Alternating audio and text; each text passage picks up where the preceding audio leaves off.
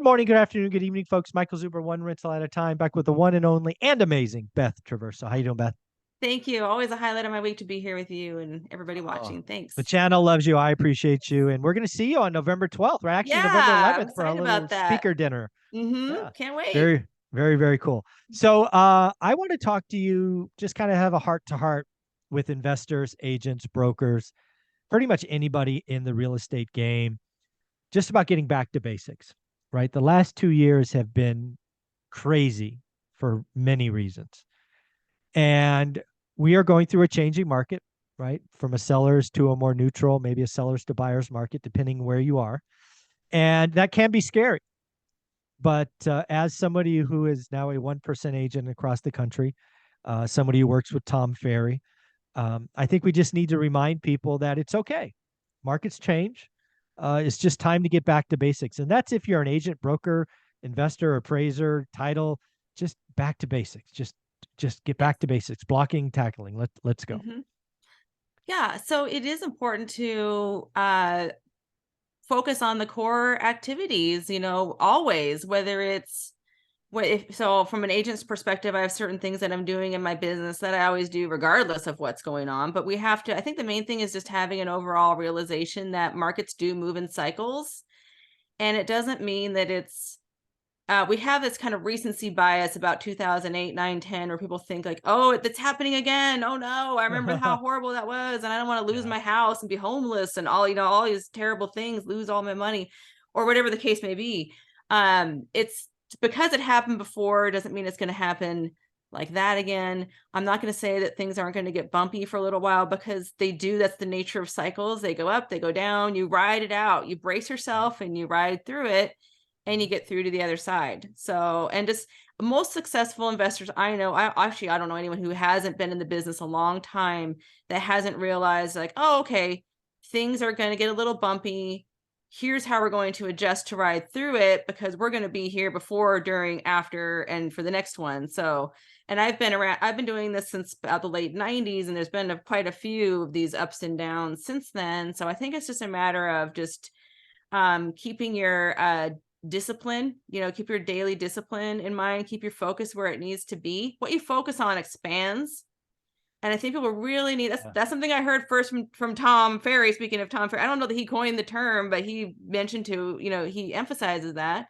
And I've really been paying attention to that as well. It's like what you pay attention to, that's what's going to expand in your world. So if you're focusing on uh disaster and crash and like some of these thumbnails where it's like the world's burning and everything's Mhm. melting down and it's horrible, like that's what you're gonna find. Mhm. So I think protecting your mindset is a really important thing. That's one of those back to basics things that we always do, and I'm not immune to it. Every morning when I get up, I try to get centered a little bit and kind of direct my intentionality, focus on my here's a basic thing: focus on your most critical activities in the first part of the day. So to Agreed. first of all, define what those things are. What are they? For me as an agent, there's three. Like I do prospecting, I go on appointments, and I negotiate contracts.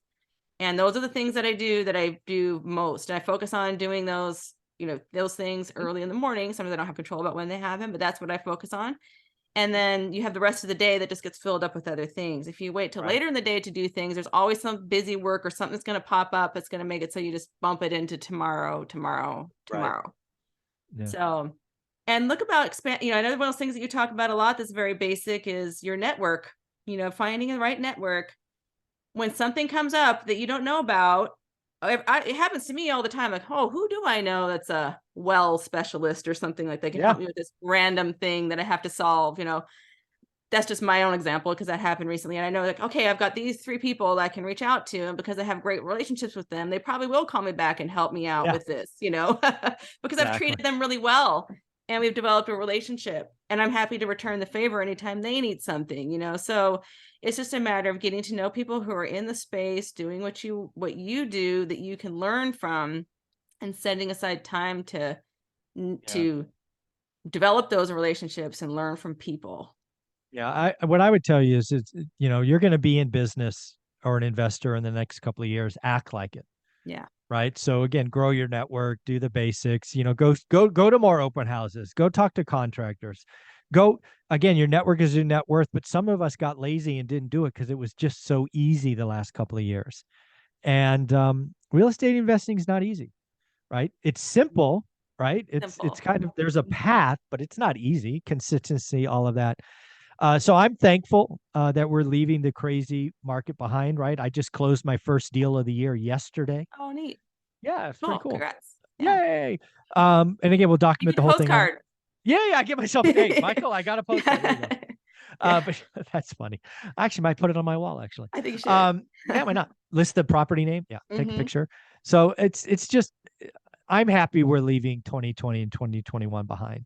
Me A too. market with 9 days of inventory is not fun. A markets that go up 22% a year, not fun. Um, No. Yeah, I agree Markets with where that. junk sells, where you have multiple bids on junk, that's just No. wrong. Yeah. Here's the thing too. I welcome it being more challenging because that is the separator. That's differentiator. So when it gets hard, the people that are really dedicated are going to learn and move through it. They're going to scale the wall and they're going to hop over to the other side and they're going to keep Yep. running. But people that are easily daunted, which is the majority, just true, they're Absolutely. Yeah. gonna just Yeah. give up and say, oh, this is hard or too scary right It's not now, we're not possible. You doing got it. lucky, blah, blah, I blah. Yeah. can't do it. And the thing is, it's always a hard. It's just a different kind of hard. And that's true in all sorts of aspects of life. People say, choose your hard. It's very, very true. Everything is hard.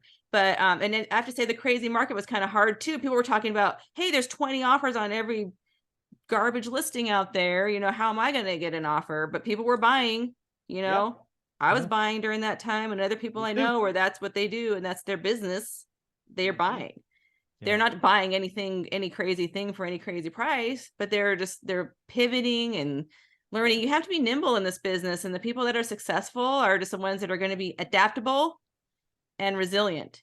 And when you Yeah. meet a group of investors, they love that stuff. They're going to be like, "Oh, I'm doing this thing that's working right now, and now I know this person's doing that." They're adapting with what the market's giving them Mhm. and finding ways to solve problems that are maybe ones that others would run from. You know what's crazy about the deal? I forgot to say this in our the discussion here. It's actually out of the MLS, Oh, right? mm-hmm. I've closed a bunch of deals over the last 3 years or so, but they were all wholesalers or networks or maybe a pocket listing here and there. But I haven't gotten anything out of the MLS in over 3 years, and I hope people hear this.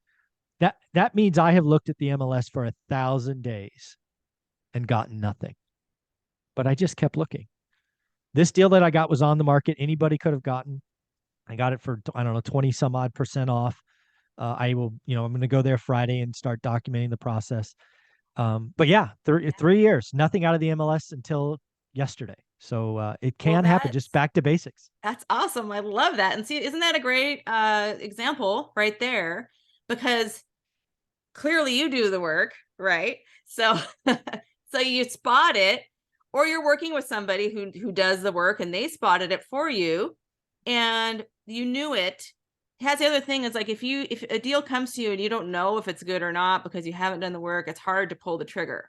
It's gambling. But You're where I've gambling. you or me or other people that are always scanning out there, all of a sudden you get an anomaly where it's like ding, I know it like Ding! instantly, like, oh, Yeah, you done. barely have to do you do your due diligence, but it's not very much. It's like, oh yeah, but this is it. I know exactly what to do. You're writing the offer, you're submitting it, or what. Absolutely. And you don't have to second guess, am I doing it right? Or you just, Mhm. and it's because you have that knowledge from the repetition and the Yes. experience.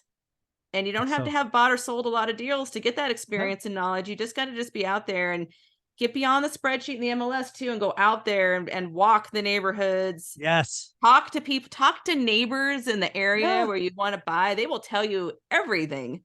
Oh, yeah, they So will. you can, I know, take some of it with a grain of salt, but they will tell you everything. Yeah. And so there's ways you can learn, even if you're not actively buying right now. And that's like stuff that's free that anybody can do today. So Yeah. And the last thing I'll say on this, and we wrap this up, is even if you don't have money to buy today, it's not permission to do nothing. You need to yeah. be looking every day, build that discipline, that Yeah. that consistency. because you never know. You find the deal of the year. Trust me, you can get really creative to get the deal of the year or the deal of the decade done. So never stop looking. Yeah. Never stop looking. Agreed with that. Yes, anybody can start accumulating that knowledge now. Yeah. And it's fun. The more you do it, it becomes almost like a game where it's fun to play that game. And it Yeah. does become addictive once you start getting good deals and things are happening and you start to see the results over time. It's exciting. Yeah. What I want people to see if this story or analogy plays. I basically was playing the Monopoly game and I went around the board 1,000 times until I landed on a property. Yeah. I was willing to keep going. So and again, I'm Patience. excited about the changing market. Me too. Me too. Yeah. So Beth, where can people find you if they want to buy or sell in Kings County? You are the Yeah. one. All right. They can reach me at bethtraversogroup.com or just reach out to me on Facebook. And I am in the One Rental at a Time and the Three Amigos Facebook groups. So There you go. Thank you so much.